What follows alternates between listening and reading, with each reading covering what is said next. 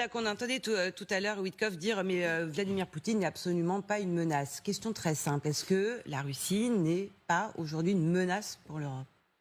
Je ne pense pas que la Russie soit une menace pour l'Europe en tant que nation qui voudrait envahir l'Europe et l'occuper comme ça s'est passé avec l'Union soviétique. Parce que ça n'est plus possible.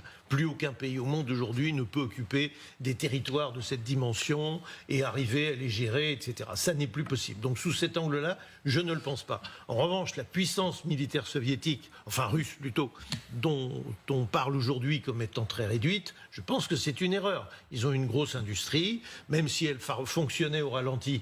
Là, il y a eu un sérieux coup de boost. Ils comptaient beaucoup sur les Américains, les Européens pour les aider à construire leur matériel. Bon, ils ont compris que c'était foutu.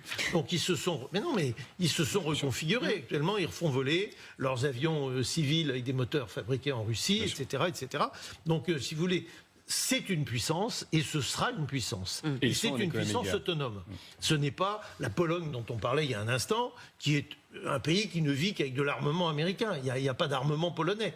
Ça n'existe pas. Il y a des industries en Pologne qui travaillent pour les Américains, pour les Français, etc. Mais il n'y a pas d'armement polonais. Les Britanniques ont une industrie, les Français ont une industrie, les Italiens ont une industrie, il y a une petite industrie en Espagne.